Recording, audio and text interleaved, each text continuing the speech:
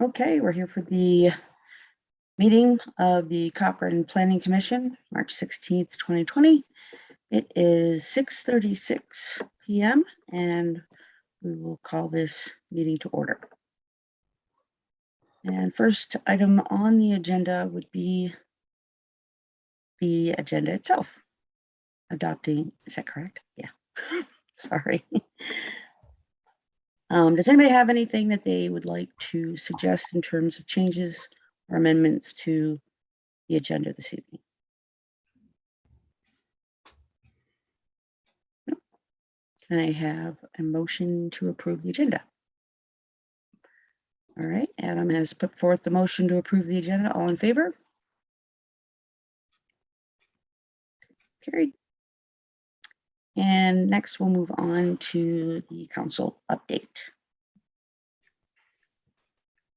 Councillor Fideko or Councillor Flowers?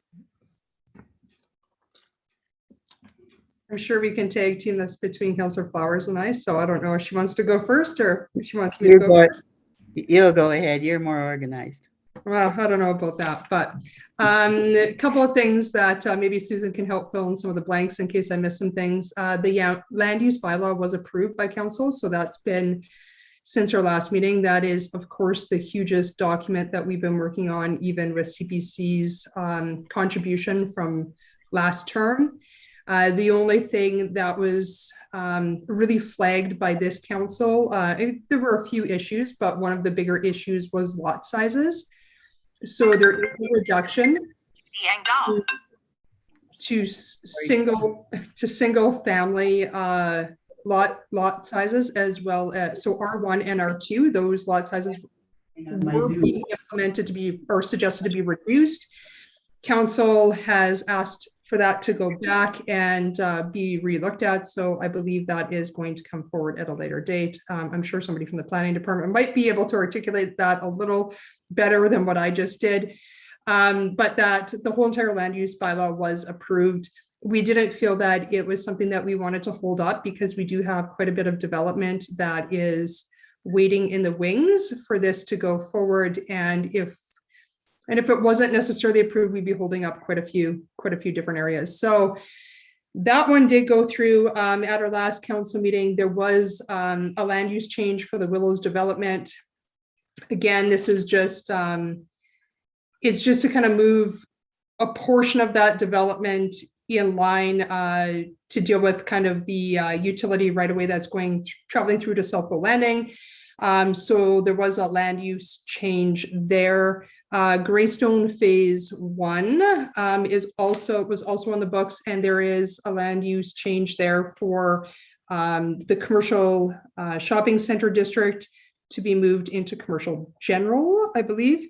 So it's moving from commercial shopping district to commercial general, and it just gives us more difference. It gives us more ability to kind of expand the use of that area. Now, Greystone on its own, I've got to read my notes here.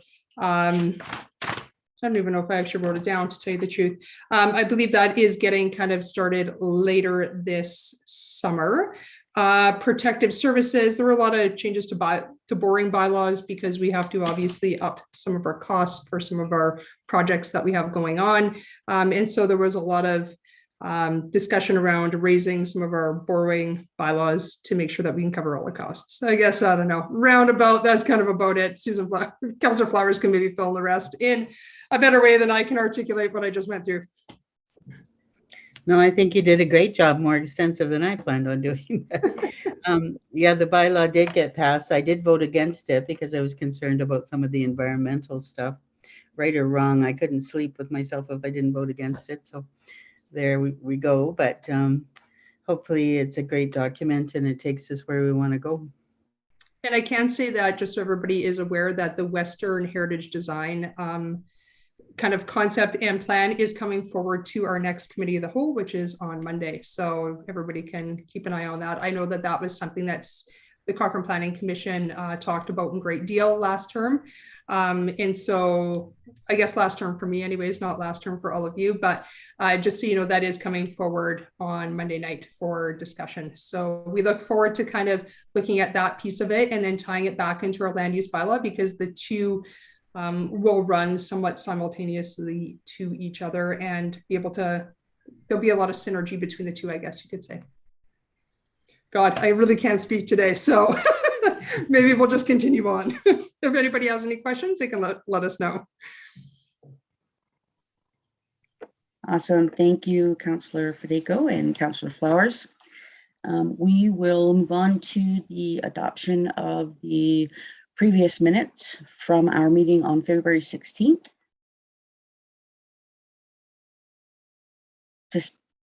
Sorry, can I have a motion to adopt the minutes? I'll put the motion forward to adopt the minutes. Okay. All in favor? Motion carried.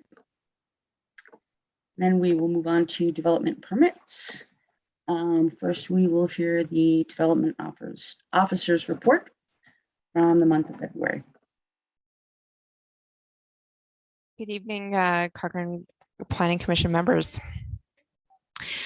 So the development officers report for this month is pretty short. There wasn't very many decisions made within the month of February. Two, of course, were the two that you made as a commission last month.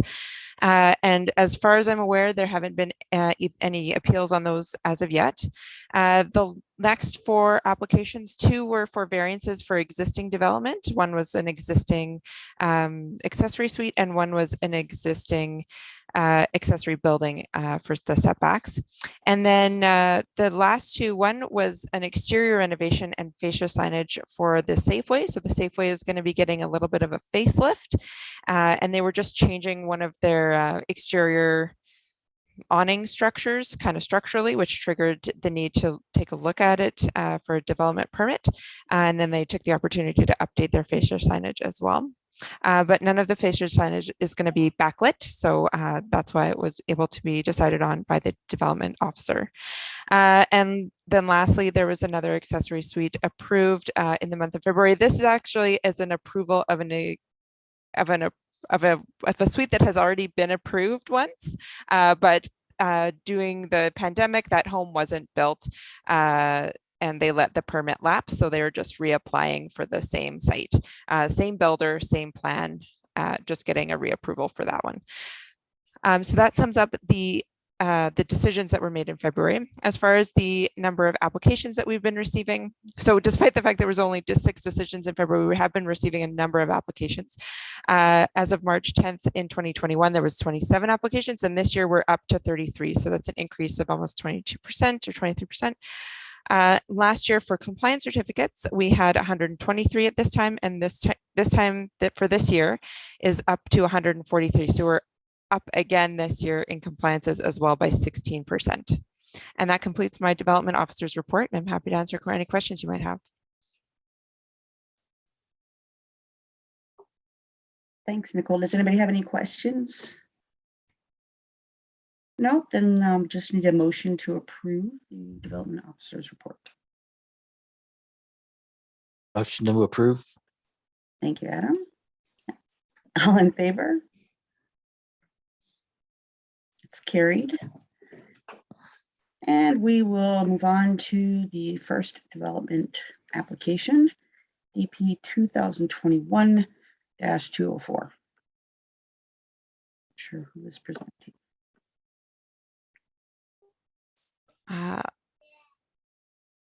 Good evening, Chairman Moore. I will be presenting for Danica this evening. I'm just going to share my screen here. Just give me a second. Can you all see that?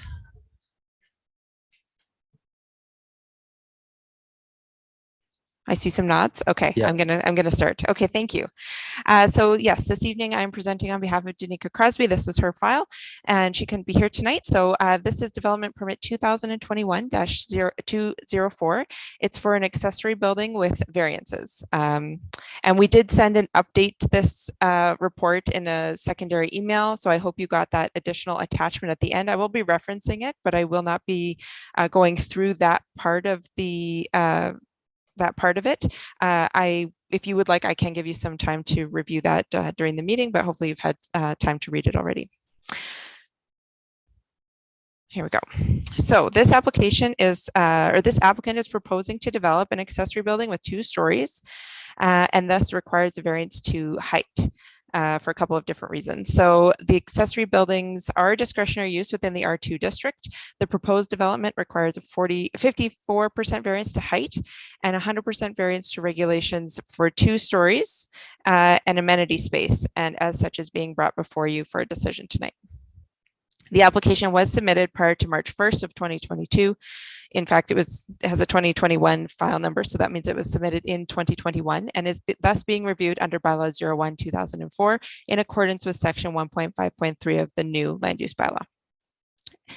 So as per the old bylaw in section 3.2.1b of the land use bylaw, development permit application is being referred to the Cochrane Planning Commission to consider the variances to the height and the second story and the amenity space. So the application is for the development of this accessory building at 318 in Fireside Place, which is in Fireside Community as shown in your report and on this figure here. That's just a little snip of the map. The subject property is designated R2 as mentioned, which is the residential single and 2 dwelling district, where the purpose and intent of that district is to provide for single detached, semi-detached, duplex and street oriented townhome residential development in existing neighborhoods and new neighborhoods that are designed to provide for integrated varying lot sizes and to allow for a blend of different housing forms. These neighborhoods may contain a limited number of accessory suites or garden suites. And as mentioned, accessories or accessory buildings are listed as a discretionary use within this district, and I will go through the variances. So here are the regulations within the land use bylaw for accessory buildings. So the side yard setback is a minimum of 0.61, and the proposed setbacks are 1.52 on the east side and 0.91 on the west side. So that meets the regulations for side yard setbacks. The rear yard setback in that bylaw is 1.2 meters, and the proposed setback is 1.3 meters. So that meets. The building size, so that means like the footprint of the floor plan, is the maximum size before it triggers its own development permit just for a single story accessory building is 53.5 square meters. This one is 45 square meters, so that meets the regulation. The height for accessory buildings is a maximum of 4.6 meters when it has a peaked roof, and this is also the style of this proposal is a peaked roof, and the proposed height of this accessory building is 7.01 meters. So that is where the 54% variance comes in. Then there are text regulations about second stories and having amenity space, and neither of which are permitted in the R2 district. And so 100% variances are required to these textual portions of the regulations, because you either meet the text or you don't. And for lot coverage, the maximum lot coverage for the building and for like the principal building and the accessory building combined is 55%. And the maximum in this case with both buildings combined is 40%. So that meets the regulation there. This is the site plan. You likely have a bigger version that you can see in your report as well, but I just wanted to note on the site plan here that it shows the side yard setbacks, the rear yard setback, and the floor plan or the square footage of the foundation on the site plan. And then the green star I've noted is the side of the building that has the door on the second story.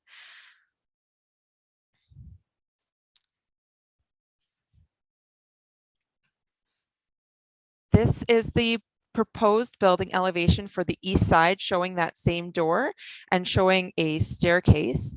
So in the option to approve, there is a recommended condition to update the site plan to show those stairs as well. Because as you will note in the site plan, it just shows the footprint of the building and not the stairs. So we've asked them to add that in. If you were to choose to approve that this evening, we would recommend that condition be included. As you can see, this shows the height at the 7.01. It shows the second story as well. And then I will just go through the other elevations as well. this shows the north side of the building. So this is the side that faces into the lot or into the property. This is the south side. This is the side that faces into the lane. And this is the west side. This is the side that has the 0.9 meter side yard setback. And this is the proposed floor plan for the second story. So as you can see, it shows the windows and the door and closet, but otherwise is a open, flexible space. And as you read in the letter, is meant to be an amenity space for one of the landowners. So here are some site photos that were also included in your report. It shows the first story with the garage door and then the second story as well. And I do have some notes about this. So Danica included this in the report, but I just wanted to go through this with you. So a building permit was issued for the detached garage, and however, the height on the building plans was indicated at a building height of 4.57, which does meet the land use bylaw regulation of 4.6. If the accessory building was constructed as per the approved drawings on the building permit, the applicant would not have required a development permit as per the land use bylaw. Concerns from a neighboring resident were received once construction had started regarding the height. This was then forwarded to municipal enforcement, and the applicant was advised that the building was in non-compliance with the bylaw, and that the applicant was then advised to stop construction until they received the proper approvals. In late December, the landowner applied for a development permit for the accessory building with variances to the height and to add this second story. The applicant has submitted that letter with written rationale as to why the development is the way that it is, and they have asked you to take that into consideration for your decision this evening.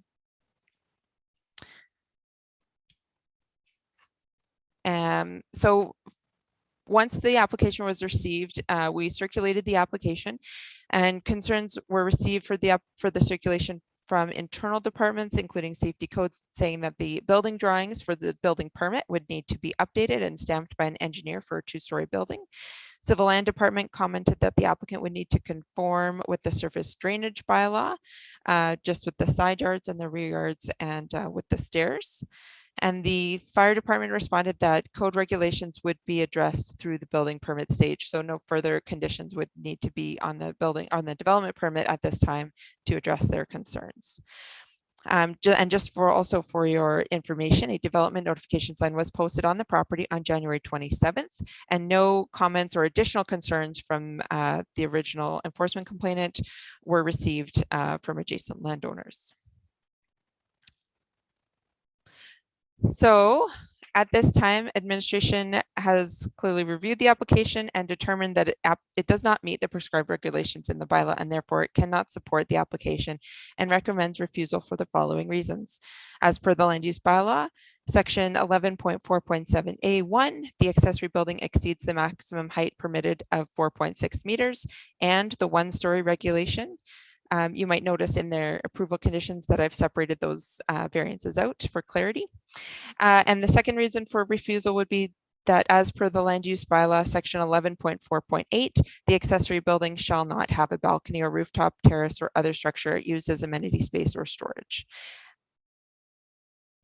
Thank you, and that completes my presentation at this time. I am available for any questions that you might have.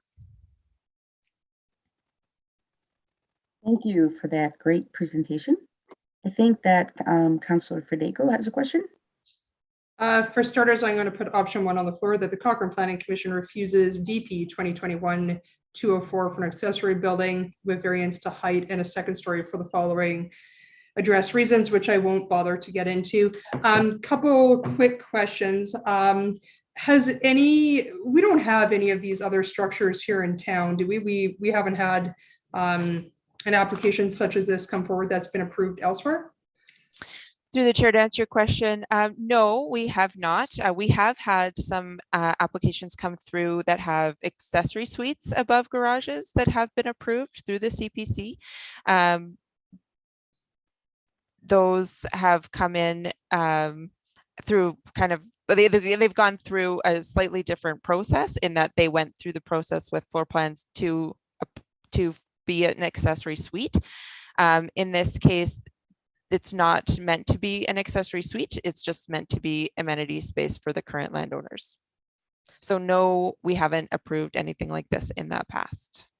Gotcha. I mean, I do have some difficulty with this one, because, you know, there's a due process, and I kind of wonder, had nobody complained, my goodness, like, I don't know how far this could have gone, right? And so I have that concern at the fact that, you know, thankful for some neighbor that said, you know, this just doesn't look right. But the fact is that this person didn't go through due process of coming forward and at least bringing the plans ahead of time. And also then I wonder, you know, I've read the letter of the reason why he wants our support, but I mean, I don't know what they're turning this into. And because of the fact that it wasn't really brought forward in the first place is kind of an honest, I guess, development permit, I worry about what this could turn into. I mean, maybe they have people living up there for all I know. And I mean, how are we going to control it other than the fact that we hope that somebody sees something?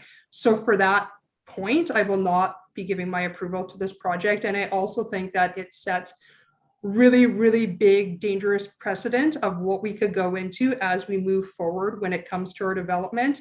And you know what, I'm all for kind of looking for creative housing options or creative ideas, but this is not the way I would go about doing it. At least follow our due process. And the process he did follow initially was right, but I feel like this was kind of snuck in, like nobody's going to notice. And that just doesn't sit right with me personally. So I won't be giving it my approval tonight. Does anybody else have any comments, questions? I will put forth something on this. I don't support the application either. But quite frankly, I'm not supporting it as punishment for somebody who didn't follow the process. I'm not supporting it because of the reasons in option 1. I agree with you, Councillor Federico, 100%. But I think that it's important for us also to state that if somebody came to us with this type of application ahead of time, we still probably would not. I mean, there'd have to be some extraordinary circumstance. And yeah, this is, I agree with you 100%. But it's not as a punishment, but as a conforming to our bylaws and looking through things with a planning lens. Did Councillor Flowers? Go ahead. I would agree with you on that. I wouldn't want to approve it due to the fact that it sticks out like a sore thumb already in that area, and it's so congested there, and it's not fair to the neighbors that didn't do that to have to put up with it. So I would be against it as well. Okay, so we have a motion on the floor to vote on option 1, which is to refuse the application based on the details outlined. Yes, ma'am. Go ahead. Nicole, what happens to this application if we do refuse it? Is he then forced to tear this down and go back, or what kind of happens to the construction that's already been done on this project? Through the chair, to answer your question, well, after the CPC issues their decision of refusal, they will get notified of that decision. Then they have 21 days to appeal that decision to the SDAB. Then there's a 30-day period that a hearing can be scheduled within, and then a 15-day period that the SDAB has to release their decision. And then if the SDAB also refuses, then yes, they would have to work with the Safety Codes Department to make sure that they are adhering to their building permit, their existing building permit. Perfect. Thank you for that.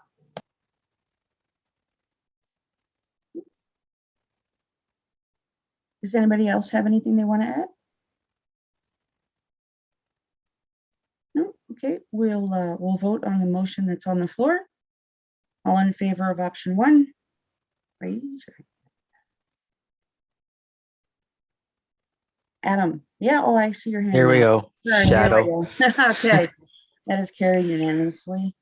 And we will move on to next development permit, which is DP 2022-008, for a bed and breakfast. Good evening. I'm here to present DP 2022-008 for a bed and breakfast accommodation. So the applicant is proposing to convert one of their bedrooms in the basement of the existing dwelling to a bed and breakfast accommodation. Of note, an accessory suite has already been approved on this property that is also located within the basement.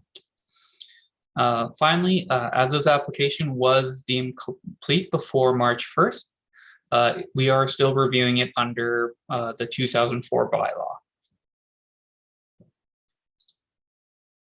So the proposed site is 73 Carolina Drive. I've highlighted it here in blue.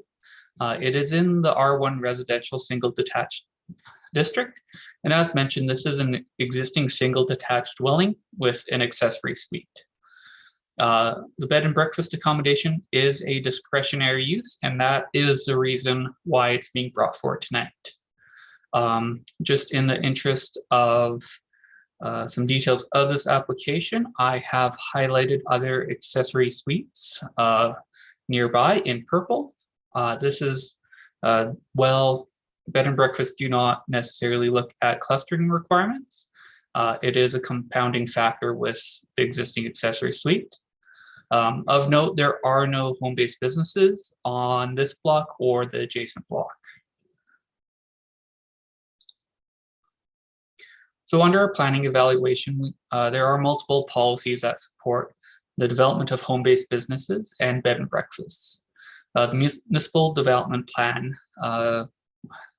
in broad terms, has principle 4, which again promotes Cochrane as a place that generates local business, especially in industries such as tourism, as well as 2 more specific policies where we are encouraging tourism-related businesses that are promoting visitors to stay overnight, as well as naming home-based businesses and bed and breakfasts as being encouraged in both residential and commercial areas. The Cochrane Sustainability Plan also supports this. Pathway 6, our local economy is healthy and diverse, again looks at the promotion of home-based businesses and attracting more small businesses to the town. This property is also subject to the Lower East End Neighborhood Plan.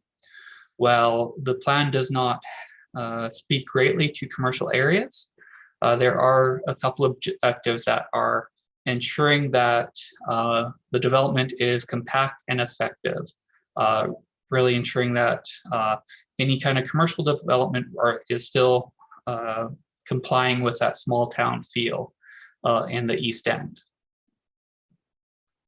Of note, I have the air photo here of the rear of the property.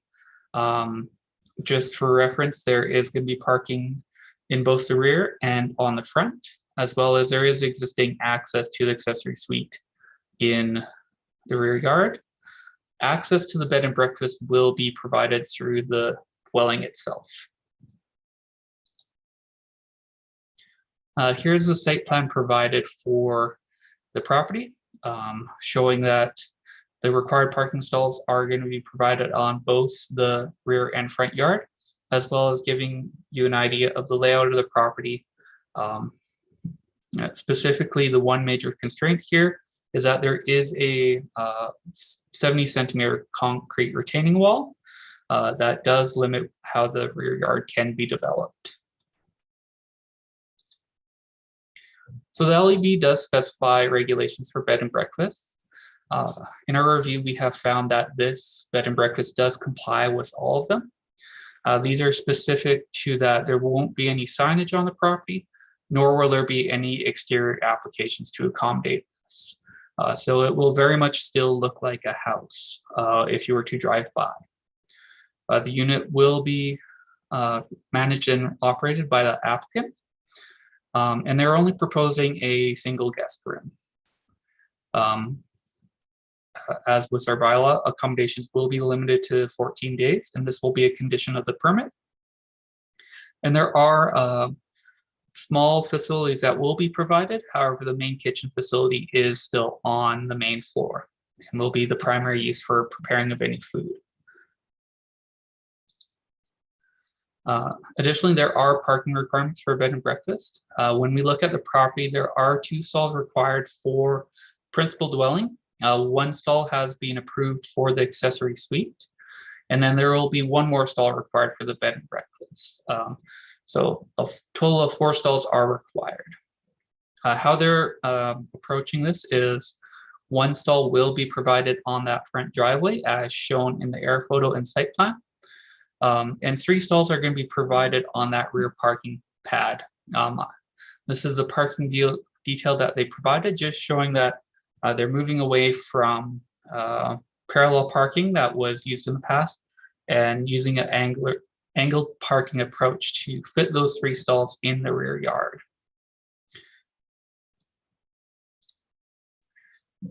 So this is a proposed floor plan.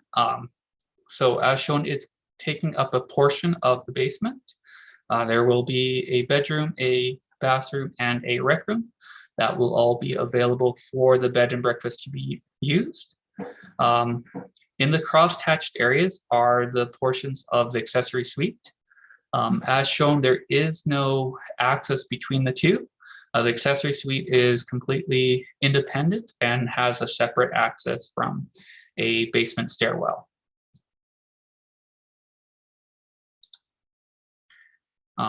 Here are the building elevations provided. Again, just giving you a better idea of how this home looks, as well as an indication of the side of the stairwell. Finally, some site photos were taken to help provide reference for this property. As shown on the front here, they have the existing pad as that they are currently using for the principal dwelling. And then in the rear yard, this is the rear parking pad that would be used. As mentioned, they are constrained by the retaining wall. However, with the angled parking, they should be able to accommodate the 3 stalls. So in review of this application, we found that even though there is additional intensity between the bed and breakfast and the accessory suite, there is existing capacity on the street to support both uses, as well as the factor of the parking being completely provided on site will help mitigate some of the issues. So administration is recommending that the Cochrane Planning Commission approve development permit 2022-008 for bed and breakfast accommodation, subject to the conditions listed in my report. And I am available for any questions. Thank you, Adam. Does anybody have any questions or comments?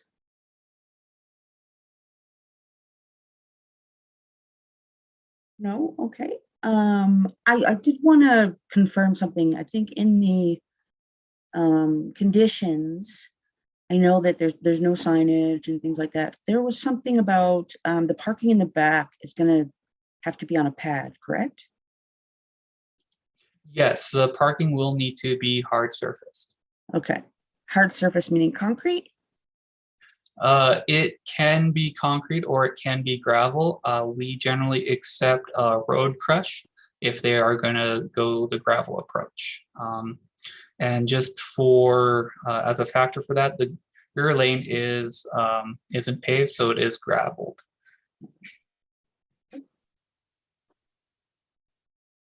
Councilor Flowers? Go ahead. You're on mute. Having trouble with my unmute tonight. Thank you. Okay. I like the proposal. It doesn't seem to me that it would bother the neighbors too much, and the look doesn't change too much. But what would be different in the new land use bylaw if they'd applied? Generally, not too much would change in the new land use bylaw. Both accessory suites and bed and breakfast are discretionary uses, which means we would still consider them both as a factor of this application. However, I'm still new to the new land use bylaw, so I'm just mentally double checking if there's anything that I missed. But as far as this application is concerned, I believe it would be a very similar process. Okay, it looks good to me. Thank you.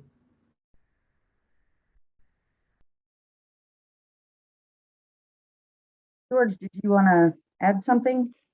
I'm just having trouble with my mute as well, but I think I got it. Now, I'd just like to put forth the motion that we approve this application 2022-008 for a bed and breakfast as presented. Thank you. All in favor? Carried unanimously. Thanks for your presentation, Adam. Okay, so we'll move on to the last permit for evening, permit DP 2022-016. Hello again, I am presenting DP 2022-016. This application is for 3 backlit fascia signs and 1 non-backlit fascia sign. So the applicant is proposing to place 4 signs on their existing building. Only the north-facing signs will be backlit, while the sign facing Griffin Road will be illuminated with gooseneck lamps.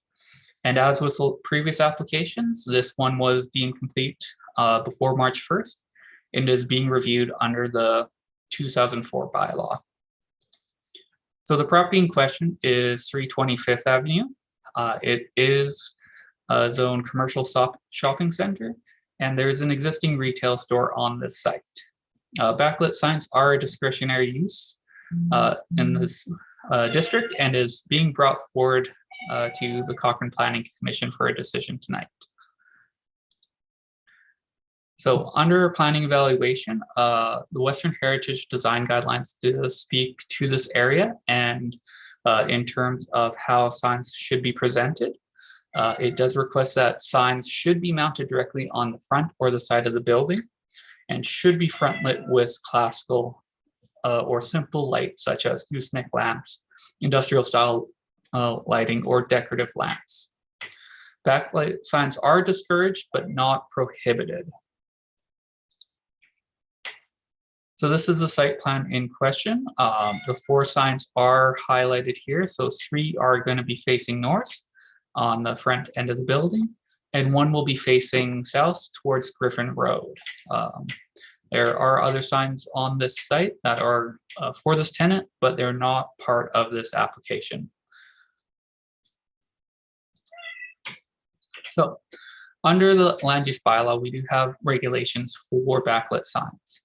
Each of these signs will be meeting the maximum 6,000 lumens, and each sign will be either dimmed or reduced during the hours of 10 p.m. and 6 a.m.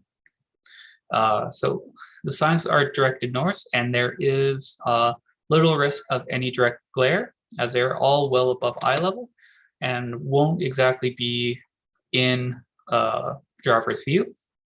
No portion of the sign will be directed upwards, so it will only be lit outwards. The signs only cover around 2.7% of the building face, so it's not going to be taking up an excessive amount. And no portion of these signs are extending beyond the eaves, so they're all going to be framed within the building's facade. So as we're dealing with multiple backlit signs, I've just broken out the sign details in question. As shown, they are all under the 6,000 lumens. Notably, sign 1 is the largest and closest to that maximum. So here are the proposed sign elevations, and you can see the 3 backlit signs here. The Rexall drugstore sign, sign number 1, will only be channel letters illuminated. So it won't be that entire sign area. Whereas the Canada Post and the medical clinic sign will both be boxes that are illuminated.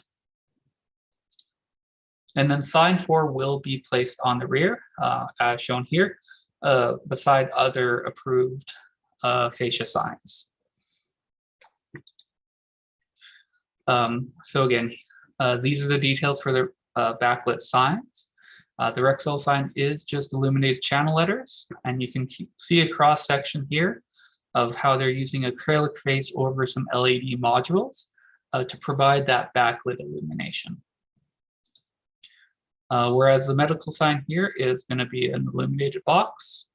Again, it is a smaller size and will be producing less output, as is the Canada Post sign. So the south-facing sign for Rexall will be illuminated by gooseneck lamps as shown on the cross section. So in administration's review, we found that these backlit signs do comply with all the requirements of the land use bylaw, and there is little risk of any direct glare or light pollution from these signs. As such, administration is recommending that the Planning Commission approve Development Permit 2022-016 for the 3 backlit fascia signs and the 1 non-backlit fascia sign, subject to the conditions listed in the report. And I'm now available for any questions. Thanks, Adam. Yes, Councillor Fidego. Thanks, Adam, for the information. I only have one quick question. Can you tell me what, I kind of get lost between all these applications with that building. Can you go back and kind of show us like what has been approved by CPC so far, just so I can get a good bearing as to what that whole entire area looks like, if that makes sense? Not just in particular to this application, which I realize is, you know, not necessarily the norm, but I just want to know exactly what has all been backlit along the way. For sure. So the Rexall is highlighted in the teal here, which is the current application tonight. Moving west, is PetSmart, which the Cochrane Planning Commission received that application last month. So they have 1 front lit sign facing the parking lot, and then 1 sign facing Griffin Road, which is illuminated with gooseneck lamps. The next tenant over is Winners, and there has been no, to my knowledge, no application yet for signage. And then finally, on the corner of Griffin and 5th Avenue, there is a Popeyes restaurant, as well as the freestanding sign. The Popeyes restaurant itself doesn't have any backlit signs. Everything's gooseneck lamp. The exception being the signs in the drive-thru for the menu board are digital signs. So they are LCD screens. And finally, the freestanding sign is backlit. Gotcha. This kind of falls in line with what we saw with PetSmart, basically, more or less. Yes, it's very similar in style. And again, they took notes regarding the signage facing Griffin Road and are using a style of lamps very similar to what was approved for PetSmart. Perfect. I have no other questions right now. I'll just let all my fellow CPC members comment or question as well. I think that on the PetSmart application, we added a condition that it would be turned off by 10 o'clock. I think that you're right, Madam Chair. And I wouldn't be opposed to keeping that consistent across the board. I think that would be a fair situation and help to minimize any kind of major light pollution to the residents around that area. Does anybody have any more input? Being a drugstore, is it going to have different hours than the other ones would then?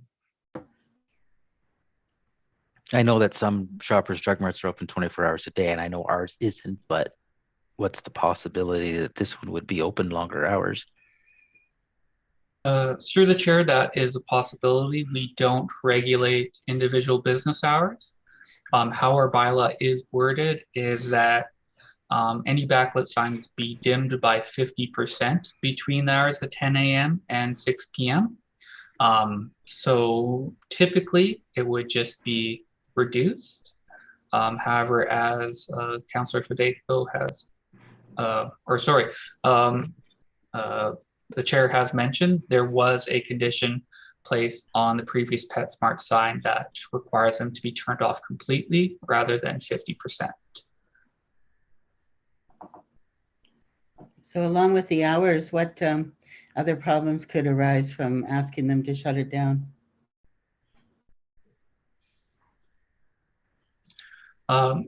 Again, generally with signage, it is to attract people to their business and bring awareness to it. So it is, especially at night, it is a visibility piece. However, there are, again, they can find other solutions if they need to promote their business.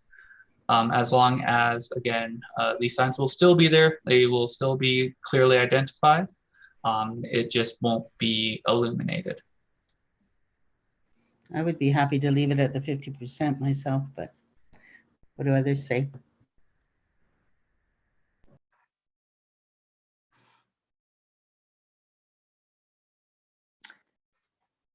I think that given the possibility, that they could be open past 10 o'clock, I think we do have to keep that in mind, take that into consideration. So we could put in a condition that the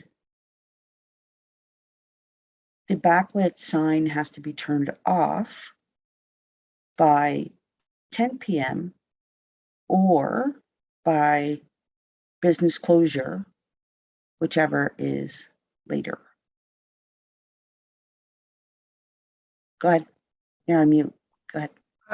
Mr. Norquist, what did we bring forward when it came to the PetSmart application? Was it to be shut off at 10 p.m.? Yes, through the chair, off the top of my head, the Planning Commission directed that we change the condition, and this case condition, the similar condition on this application would be condition 4, to replace it reduced by half to just fully extinguished. So it would still be off between 10 and 6. Perfect. And they didn't bring this forward to SDAB, did they, as something that they were against? No appeal has been filed yet, but I believe the appeal deadline is tomorrow. So we could still see something, I guess, is what you're saying. Correct. Yeah. I kind of agree with what Chair Moore said, that, you know, I'm fine. Like if their business hours exceeded, as of currently, Rexall is not open until midnight or anything past, I don't even believe 9 o'clock.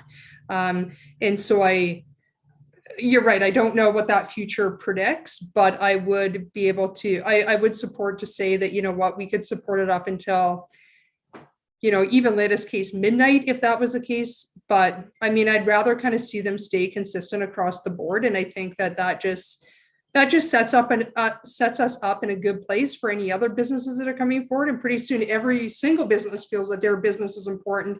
And, you know, if we haven't seen stuff from Popeyes, but maybe they say, well, hey, I'm open till midnight. So now all of a sudden you've got Rexall staying lit up until midnight. I just think if we set our precedents now, it will do us good in the long run as to what that looks like.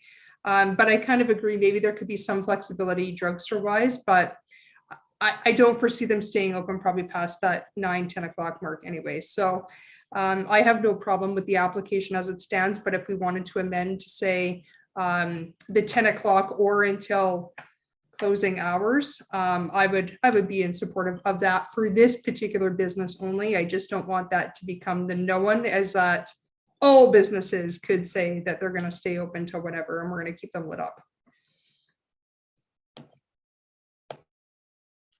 Okay. Does anybody want to put forth a motion then? If nobody else have any discussion? You're on mute, Councillor Fidego. You're on mute if you were trying to say something. No, I have to go back and read Yeah. as to what that actually would probably look like. Hold tight.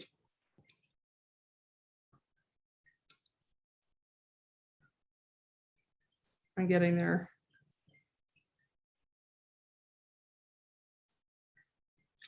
That the Cochrane Planning Commission approved development permit 2022-016 for 3 backlit fascia signs and 1 not backlit fascia sign at Lot 2, Block 3, Plan 001-1035, 325th Ave, subject to the conditions that are already laid out, plus the additional condition that their backlit sign needs to be turned off in accordance to business hours. I'm not sure if that makes sense, but maybe somebody can, fill me in if that doesn't sound good. Mr. Norquist, does that make enough sense for you to take this forward? Through the chair, I'm just taking a moment to compose a verbiage in my head. I believe the cleanest way to add what the Planning Commission's intending is to add a new condition, which will read, each backlit sign shall be extinguished outside of the business hours of the retail store. That sounds wonderful. But can't they still keep it on until 10 o'clock like their neighbor, even if they're not open? Wouldn't we be consistent if we had kept that 10 o'clock curfew? It's only if they're open later than 10 that they would have to alter it. 10 p.m. or until their business hours are extinguished. I don't know. Something along that line. I think you did good wording there. But yeah, I agree with Councillor Flowers. What if they close at 9? Are we going to ask them to shut it off? Mind you, I don't know. I guess I'm kind of impartial on that one, to be quite honest.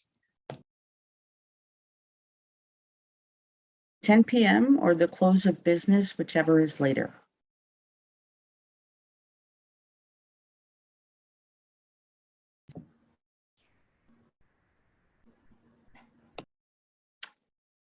Okay, so we have this motion on the floor. Adam, did you want to review that again, or are you okay with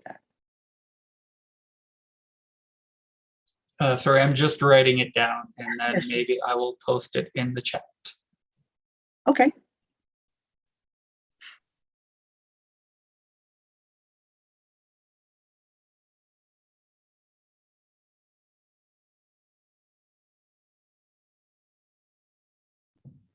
Once it's posted, I can reread it for everybody's clarity as to what we're actually voting on. How about?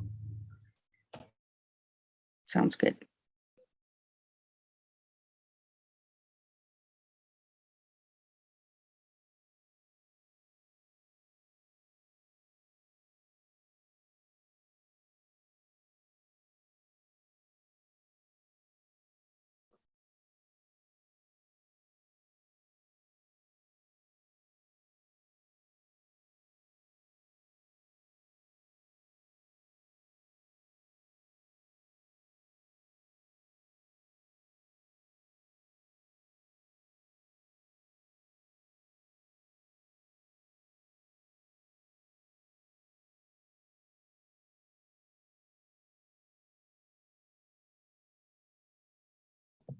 No pressure, Mr. Norquist, as we all stare at you while you're typing.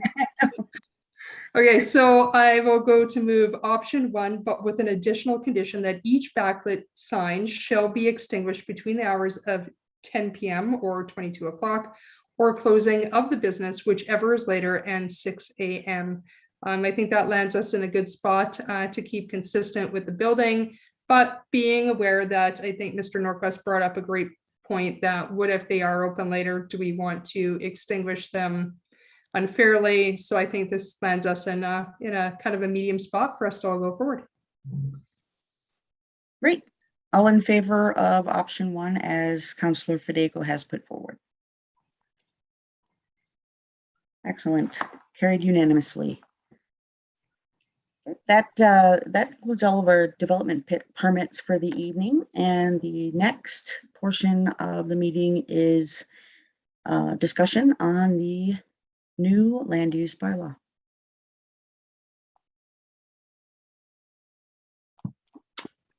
Good evening, commission members. My name, for those of you that don't know me, my name is Jill Hofer, and I'm senior planner with the town of Cochrane, and I was also the project manager for the land use bylaw review project. Joelle Anacarico, she was originally our planning intern, and now she is a planner one with the town, and her and I worked exclusively for the last couple of years on the land use bylaw review project. So we have some great news. It was a couple years in the making, but on February 28th, the council gave third and final reading to the new land use bylaw 1/2022. So now we're going to do a little presentation, just highlighting some of the things, some of the major changes with the new land use bylaw for you as commission members. And we're also going to be taking a look at what CPC's role will be moving forward, and then talk about some of our upcoming commission meetings with you. So I'm just going to go ahead and share my screen here.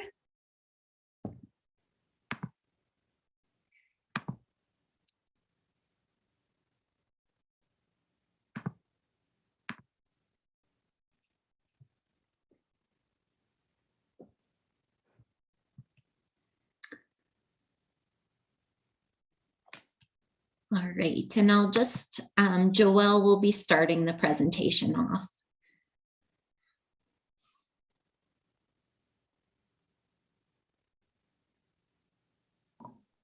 Sorry, Jill, I thought you were doing the beginning part.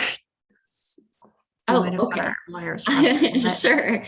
No worries about that. All right. So how we got here, how did we get to our approved land use bylaw? So back in 2018, council approved the project management plan, which was part of phase 1.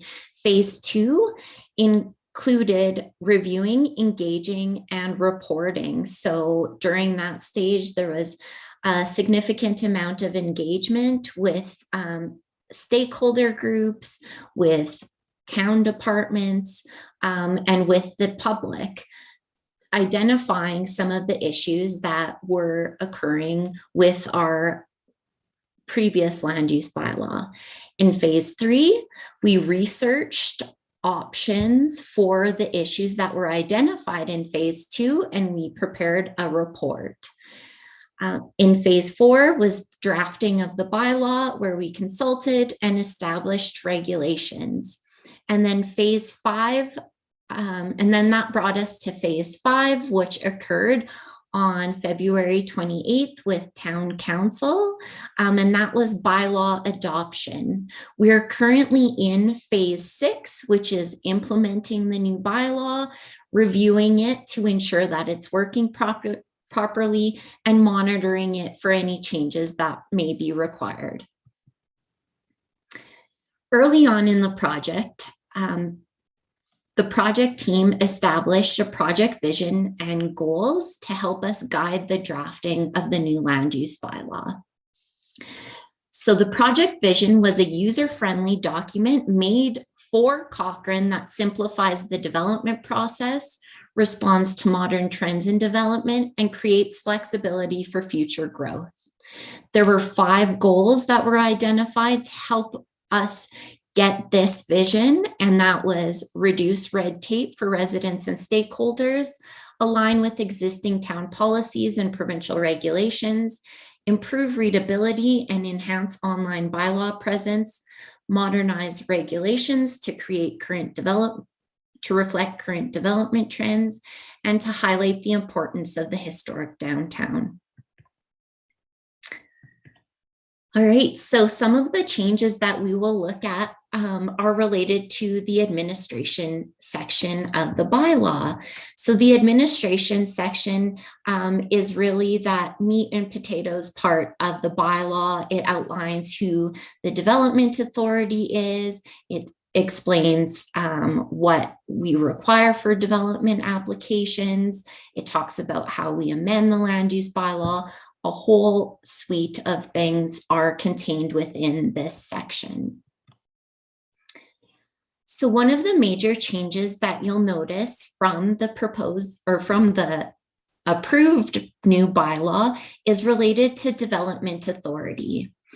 So there is a significant shift in development authority in the new bylaw, where many of the discretionary uses will now be shifting from the CPC to the development officer. And within each district, there will be 2 columns, a permitted use column and a discretionary use column. So contained within the discretionary use column, there, as you can see on the left-hand side of the screen, there's discretionary uses, and those are uses that may be approved by the development officer. And then there's discretionary uses for CPC. So those discretionary uses are required to go to CPC no matter what.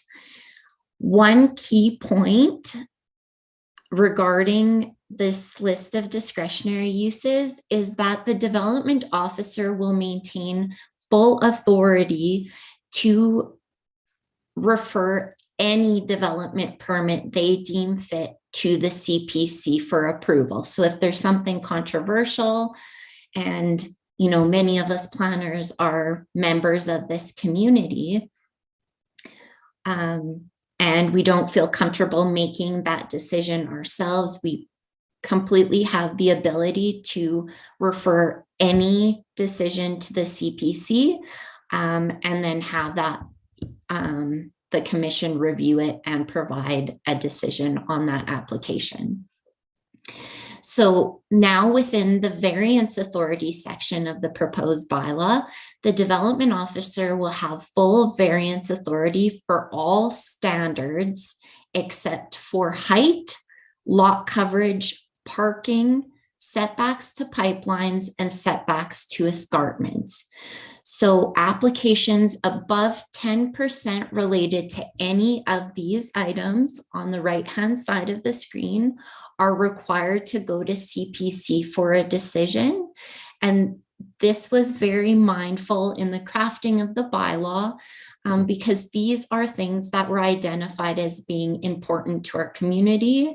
So as we all are aware, parking in residential areas has been a significant concern for many years. So that is exactly why that variance has been listed under CPC's authority.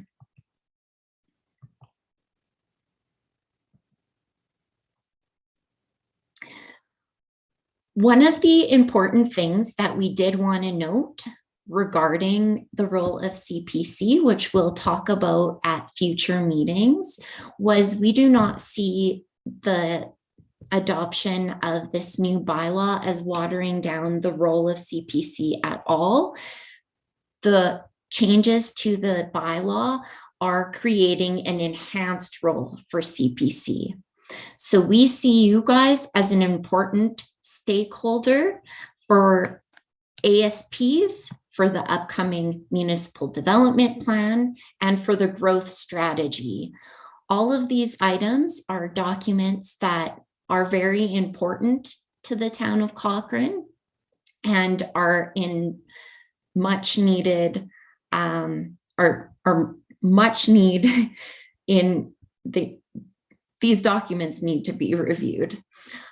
So another item that we did want to state is that now CPC's role will be to review controversial uses in various districts, as I explained on the previous slide.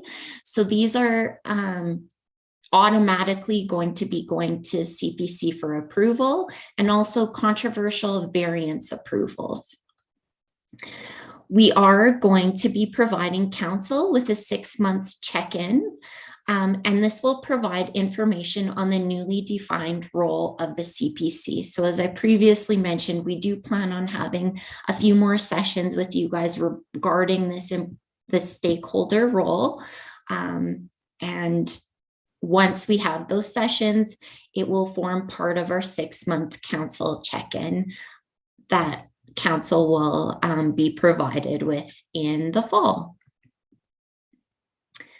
The new bylaw includes a number of development efficiencies, and some of these development efficiencies include streamlined application processes for permitted use DPs with no variances. The bylaw also allows for permit release requests, which this is only at the discretion of the development authority that someone may sign a permit release request. But essentially what this is if you have a permitted use application with no extenuating conditions on it, and there's no prior to release conditions and no variances related to that application, then you may sign the permit release request and you may begin your permitted use application in advance of the appeal period lapsing. What this permit release request states is that if there is a appeal lodged against the development, you have to cease all work. And if the appeal is upheld, then you have to return the site to its original state. The new bylaw also includes the addition of a regulation for online advertising. So this helps us to really increase notification. Previously, we were only notifying through the newspaper. Now we are going to be notifying online, which will also help streamline some of these development permit applications because we aren't waiting for that newspaper cutoff date. And one other final change that is an efficiency is related to notification signage.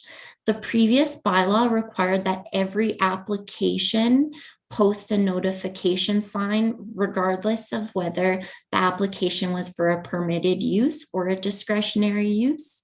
The new bylaw does not require that permitted uses have a notification sign posted because the appeal is so limited on a permitted use. So this helps with the efficiencies related to permitted use applications, which generally are allowed as of right on a property when it is permitted. Now we'll take a look at some residential districts. So we wanted to provide you with a little bit of insight on how the previous zoning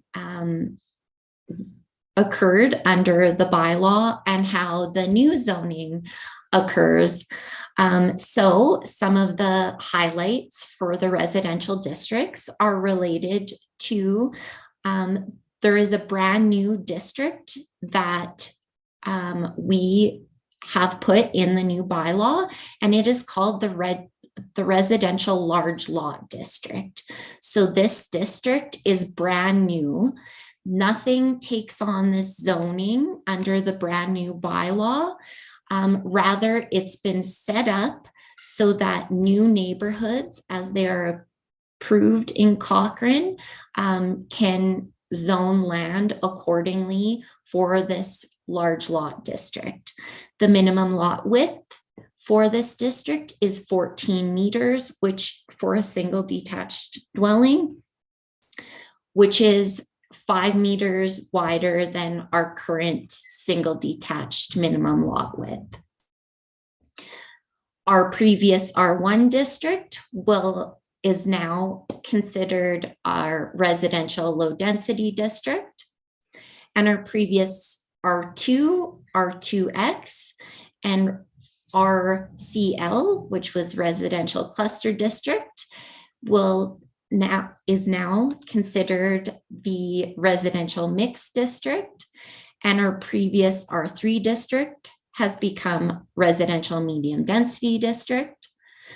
Our previous R4 district and RM district becomes residential high density district. So we are going from 7 residential districts down to 5 in hopes that we've created more mixtures within these districts under the new bylaw. So we did just want to show you a sample of what each of these districts looks like. So this is what an exact snapshot of the residential large lot district. So as explained previously, the minimum lot width is 14 meters in this district.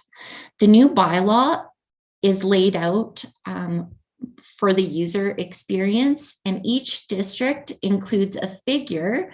So as you can see on the bottom left-hand side, that shows the type of housing or the type of development you would anticipate seeing within this district.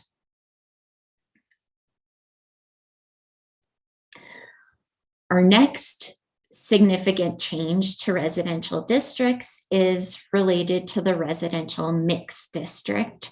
So this is really exciting. This district promotes a diversity of housing options, and it really encourages everyone to live together in a neighborhood. So this district is replacing our previous R2 district. So some of the uses that are permitted in this district include a duplex, a multi-unit up to four units, which is very important in helping to bridge that missing middle class, a semi-detached dwelling, and a single detached dwelling. And under the discretionary uses in this district, we have a multi-unit up to 8 units. So our previous bylaw allowed up to 6 units as a discretionary use. Now we're allowing up to 4 in a building. So if you have a 4-plex, that's a permitted use. And then if you have more than 4 in a building, so between 5 and 8, then that becomes a discretionary use. So these are some local examples of what we're trying to encourage through the residential mixed district. So on the top left-hand corner, you can see that there's a semi-detached located next to a single detached dwelling. And then on the top right-hand corner, you can see there's actually a 4-plex located next to a single detached dwelling. And then on the bottom, you can see that this is actually a condo site in Cochrane. So this is what the type of development that we'd anticipate to see under this residential mixed district.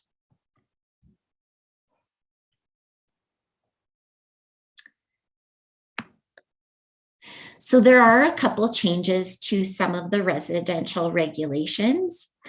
So one of the important changes through the new land use bylaw was that now residential districts include density ranges. So under the previous bylaw, we had one district, which was the RM district. So that was our high density residential district. And all it had was a maximum density of 150 units per hectare. So now anything from the residential mixed district all the way up to the high density district includes density ranges. And this is very strategic because we were receiving applications and they were properties were zoned for RM, so high density, and they only had a maximum unit count and no minimum unit count. So many neighborhoods were coming in way lower than what had been planned in terms of density within their neighborhoods. We also have adjusted the front yard setback. So now within the residential district, there is a 6-meter front yard setback, and that is taken from the back of curb or from the back of sidewalk rather than the front property line. So that just allows for a little bit larger of a house on the lot sizes. The rear yard setback has also been reduced from 7.5 meters to 6 meters. And again, this is to allow for a diverse house design on some of our existing lot sizes in Cochrane. And one of our other exciting changes is related to home occupation regulations. So this was very timely.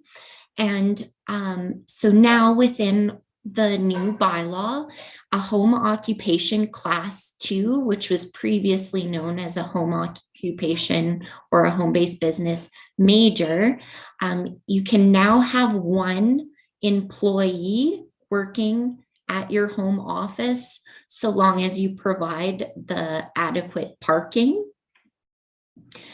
Also, there is provisions where if a home occupation includes pickup drop-off services only, so if you're selling some type of a product, then you are not required to supply that one parking stall on the site.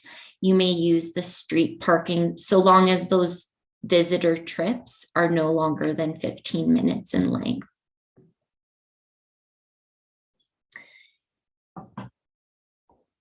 So throughout the project and during our engagement, we received a lot of feedback regarding the lack of parking in residential areas.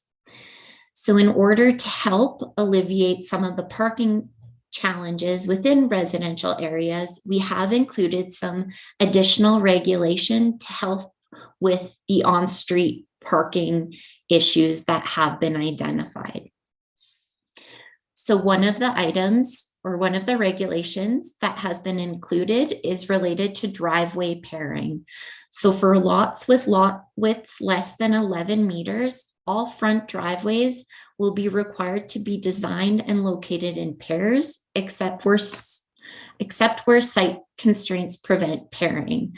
So the idea between this is that if you set the driveways in pairs, then where they aren't paired, there should be enough parking provided on the street for at least one parking stall.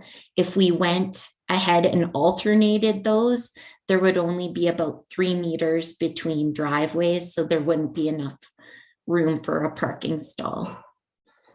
The next provision is related to access. So single detached, semi-detached, duplex, and row house dwellings will be limited to one site access where the site width is less than 12 meters and the site is not a corner lot. And also where an additional access would require crossing a boulevard. So one thing that I did want to note about this is that this access does not restrict you from having front access to the street and also rear access to the lane. It's only regulating it when in relation to this front street or the side street. And lastly, driveway and parking pad width. So now we've changed the regulation slightly. So front driveways cannot exceed the width of the garage. The previous bylaw included this regulation. However, it allowed for a 1.5 meter walkway on either side of the driveway to be attached to the driveway. So it automatically allowed for a 3 meter wider driveway, which took some of that on-street parking away. We've also included a maximum width for front parking pads, and they can now not exceed 60% of the lot width.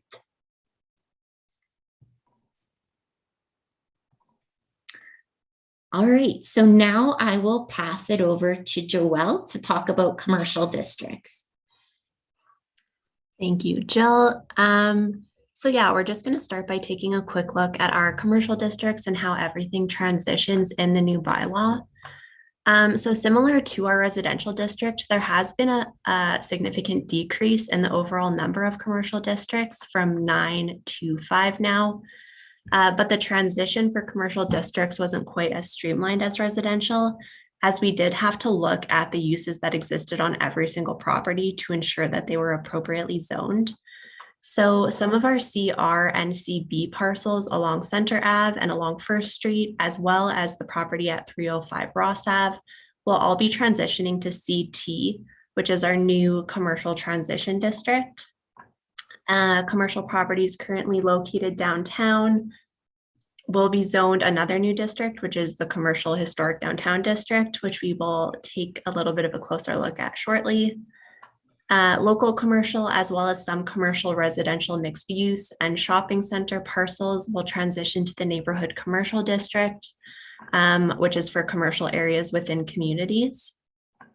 And then remaining central business, service commercial, and shopping center parcels will be zoned general commercial, which has the largest variety of commercial uses. And all highway commercial parcels will transition to the new highway commercial district, which is meant for large scale and car-oriented uses. So as mentioned, we have a new district for our historic downtown, which we had a custom graphic created for, as you can see, depicting the hotel and the McKay's block. So throughout our engagement, residents and stakeholders noted the importance of the historic downtown. So we did want to create a distinct district to both enhance and preserve the character of that area. So this district was crafted to accommodate a range of lower intensity commercial uses with an emphasis on pedestrian-oriented design. There are currently some automotive uses downtown, and while those that are existing can obviously continue to be there, we stipulated that no new automotive uses like service stations or car washes can be located right in the downtown. And if those that exist want any new additions or new development on the site, they will have to go to CPC for approval.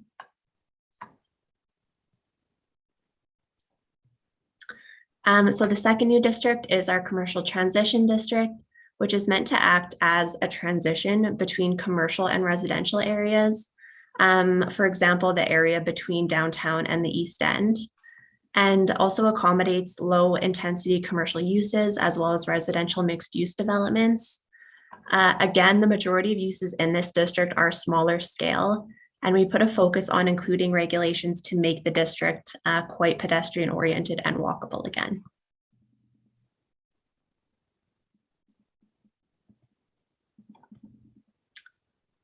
So we're now going to quickly go through our industrial district overview.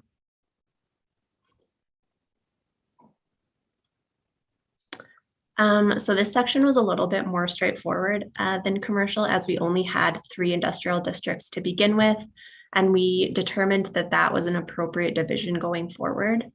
So all business park parcels are going to transition to the business industrial district, which is for lighter industrial and commercial uses that don't create any nuisance outside of an enclosed building. General industrial will transition to the new general industrial district, which is meant for larger scale industrial operations and parcels that are currently zoned gravel extraction will transition to special industrial, which is similarly meant for natural resource processing and can only be applied to parcels which currently have the GE land use. So no new parcels can be zoned special industrial going forward.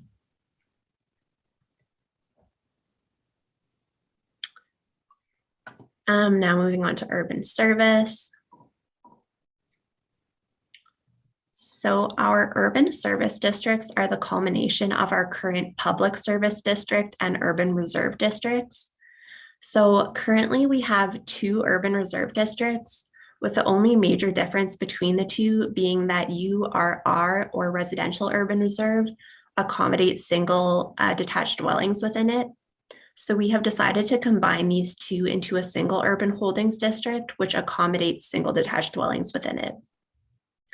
And then currently we have 1 public service district, or previously, sorry, we had 1 public service district, which had quite a variety of uses within it. So to clarify this district, we have divided it into a parks and recreation district for all of our green space and parkland, and then a community service district, which is meant for things like schools, government facilities, churches, and larger recreation facilities like Spray Lakes.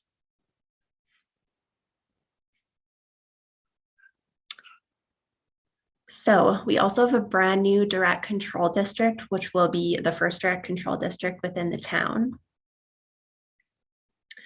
So a direct control district is a special planning tool that essentially provides for development that, because of unique characteristics, unusual site conditions, or an innovative design, requires specific regulations unavailable in any other land use district.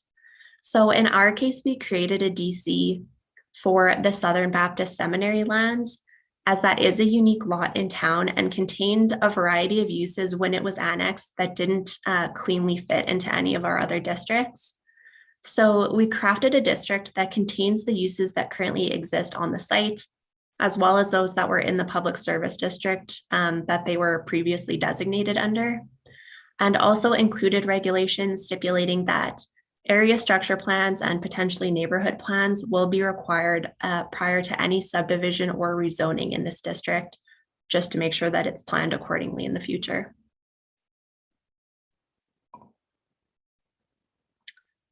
So we now just wanted to touch on a few of the new modernized regulations in the bylaw, as this was one of the key goals of the project that Jill spoke to earlier. So the first is pedestrian-oriented design, which I touched on a little bit, which are regulations that were drafted to make our commercial areas more walkable and pedestrian-friendly, and include things like not allowing parking in the front yard or corner side yard of a site, which will ensure that entrances are safe and easily accessible to pedestrians, incorporating awnings and canopies into entrance design, and requiring buildings over 3 stories to incorporate a step back of the building to create a more open streetscape. We also have a new use for temporary commercial services, which will legalize temporary or seasonal uses like fruit and vegetable stands, tree lots, or windshield chip repair tents, and also allow for pop-up uses like restaurants or cafes, which we have seen become more common in municipalities. We have new regulations that enhance accessibility in Cochrane, including, but not limited to, a regulation requiring barrier-free parking stalls to be located closest to a barrier-free entrance, where previously those stalls could be located anywhere in the parking lot and potentially on the other side of the lot from an entrance. And also requiring accessible 1.5 meter wide pathways in commercial areas to ensure that there's connectivity for all users. We included a new provision that allows community gardens as a use not requiring a development permit to encourage more urban agriculture in the town. And one of the biggest changes is our new open option parking regulations, which I will speak a little bit more to now. So, as mentioned, in the new bylaw, we are proposing open option parking, which will allow our businesses to determine how much parking makes sense for their development in partnership with town administration, rather than relying on minimum rates within the LUB. So for those that may have not participated in our previous sessions, in our previous land use bylaw, we had minimum parking stall requirements for all development types, which were largely arbitrary numbers that didn't respond to specific context for a development, and which were sometimes limiting to smaller businesses who didn't have the space or capital to provide that minimum number of stalls. So in the new bylaw, we have created a solution that is unique to Cochrane, which is aimed at ensuring that an appropriate amount of parking is being supplied for a development without resulting in an undersupply of stalls or an overabundance of parking, which is both expensive and again can unnecessarily hinder small businesses. So what we have done is include an administrative regulation that all non-residential permit applications must include the number of parking stalls being proposed and the rationale for that number. We have also included a list of criteria that the development authority must consider when determining if the number of stalls is sufficient, including the rationale submitted as part of the development permit application, the scale of the development, the proposed uses on a site, the location of the development, and the parking required by various users on the site. When we discuss this, we always want to stress the fact that open option parking does not mean no parking and does not mean a parking free-for-all, but rather a made-for-Cochrane approach to parking that includes the appropriate checks and balances without being overly restrictive. You can go ahead. So just looking at some of our next steps. So over the next year, we will go through an implementation, review, and monitoring process, which will track the success of all of our new regulations. In September of this year, we will provide a 6-month progress update to Council with progress on how the LUB is functioning, including CPC's new role. And in March 2023, we will come forward to Council once again with another update and all required bylaw amendments that we've tracked over that year and a half. So that now concludes our presentation. We will welcome any questions, and I will maybe pass it to Jill if she has anything to add. Thanks, Joelle. So there was just one thing that I did want to add. It was provided in the report that was contained within the agenda, but on February 28th, Council actually passed a resolution. So we will be going forward within the next few months. And the resolution was that Council direct administration to amend the land use bylaw 01/2022 so that no minimum lot size be below 300 meters square and bring back to Council for consideration in 3 months. So in the next couple of months, we will be doing some research and preparing an amendment, which will go in advance of the 6-month update.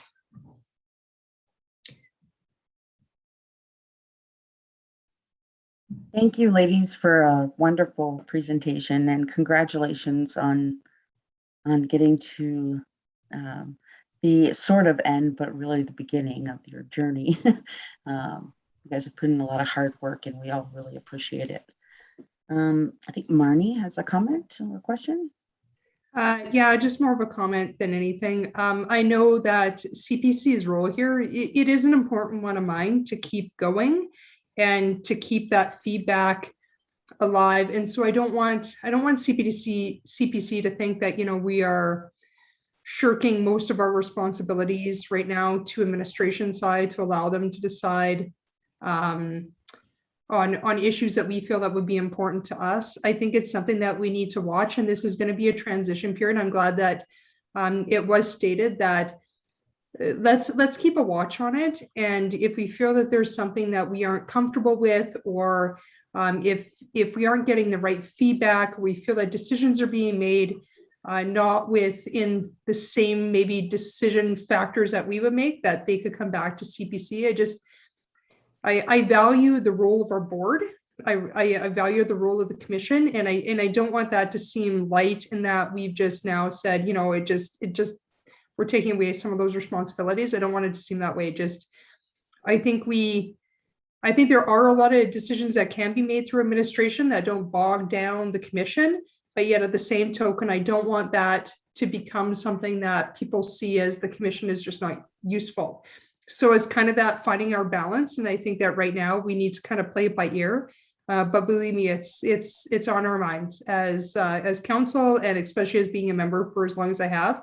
I see the value in what we offer, and more eyes and ears on things sometimes it brings greater perspective to projects that sometimes we don't all see. So I just wanted to throw that in, not as a comment or a question or a debate, just something that I've wanted to mention. Thank you, Councillor Federico. I think Mr. Popoff has a comment or a question. Yes, Commission Chair and members of the Cochrane Planning Commission.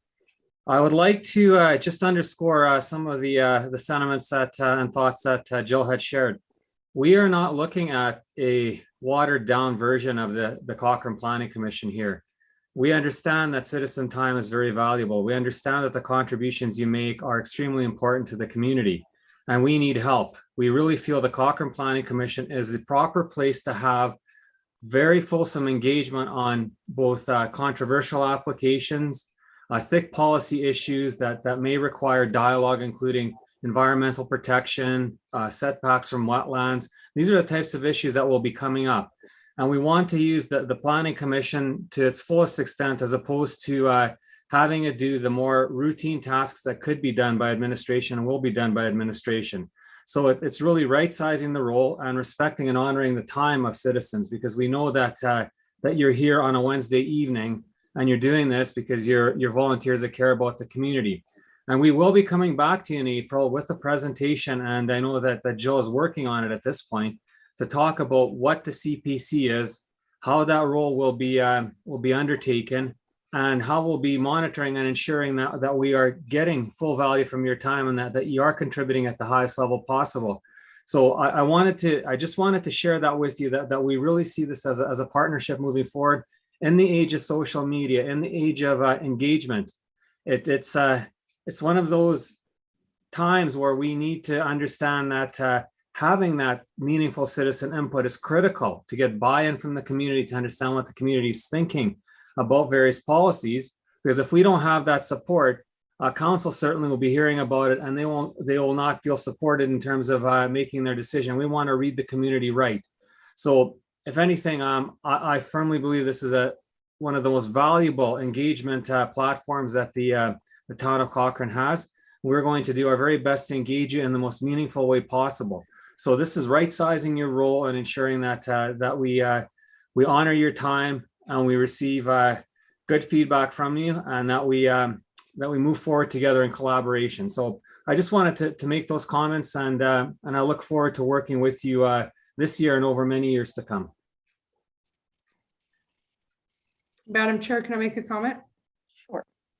I certainly agree with Mr. Popoff, but again, we have to take this as somewhat kind of small steps. As being a part of the commission, I think that we have really great people who have sat on a board for a long time, and I just want to make sure that we don't end up losing people saying that we're, right-sizing their time. I mean, I totally understand that as a council member, but yet as somebody who's volunteered, I think we need to take small steps to making sure that happens, and not necessarily that we're ruling out their decision-making ability, because that is something that I am afraid can happen with making big changes to a group of people who have stood up to say that they want to help. So I just want to be careful of how we kind of go forward with that, and just let them know that this is always something that can be revised, because even though this goes forward and that it's been approved, council has the ability to say, you know what, we want to bring this back. We want Cochrane Planning Commission to have other abilities. And I think that's an important message to be able to leave with everybody who volunteers their time on this board,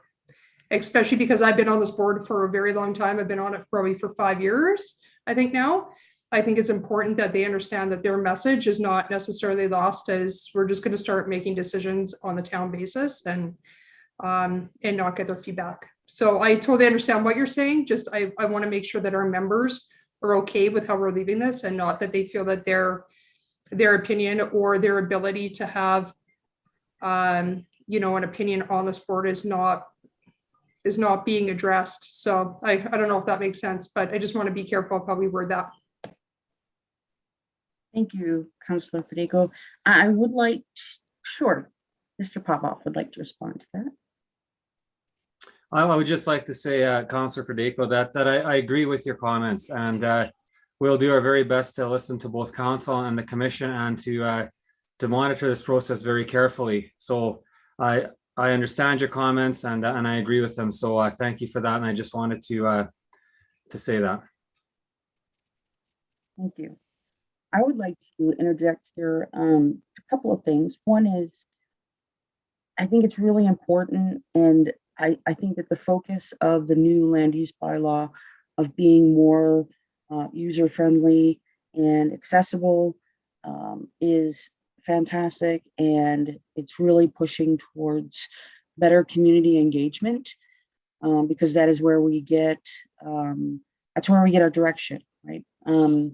Get our direction from our community. So kudos for that. I would say in terms of what Councillor Federico put forward, I think that the concern of taking some of the decision making from the CPC has been brought forth over the past year, because we did make the amendment last year to take some of the decision making items from the CPC. I will say, having this being my third year only, when I first started, I was disappointed to hear that decisions were being taken away from us, so to speak. But I will also say that in the past year, since we've kind of gotten a little bit back to pre kind of COVID things, that I don't feel that we have been just kind of set aside. I think that the decisions that have come forward to us are ones that were warranted. And I do now, in retrospect, kind of feel that some of the things that are being decided by administration now probably should have been an administrative process before. The fact that meetings could last until 10 p.m., 11 p.m. because of multiple accessory suite applications and things like that. But having said that, so my thought, and to recap that, is that I had the same concerns. I still do. I think that we should still keep an eye on our ability to give input across the board. But I do feel like we have been very, our kind of quote mission has been more focused on the more controversial things, which is a good use of our time. I will also, secondly, make a suggestion. If Jill is putting together a presentation for us in April, and we're talking about broadening the scope of what the commission contributes to, if there are some examples, like I know that we are heavily involved in the Western Heritage Design discussion. But if there are some other examples that you can give us as to things that you see coming down the road that we will be, and how will we be engaged in those conversations, I think that might give some comfort in knowing that our time is still providing something really important and valuable. That's what I have to say. Does it? Yes, please, George. Yeah, I think one of the reasons I dialed in and stayed up so late was to hear exactly what I just heard from both Councillor Federico and Mr. Popoff and yourself, Heather. My concern was that we were becoming more of a review board rather than a planning commission. And to hear that we will continue to have input, I hope that's where we're heading, that we will continue to have input at the right time and not before the dice has been rolled already on some decisions that are out there. It's important that we are here to represent the citizens of Cochrane, and we are the voice of Cochrane in the planning process. So I think what I heard is that we're heading in the right direction. Things have yet to be seen how they evolve going forward, but I'm definitely positive in what I've heard, and I think Jill and Joel have done a great job in putting that presentation together. So with caution, with small steps, we go forward, and let's be vigilant that we are not just a side issue, but a main issue in how planning goes forward in Cochrane. Very well said. Does anybody have anything else they would like to add?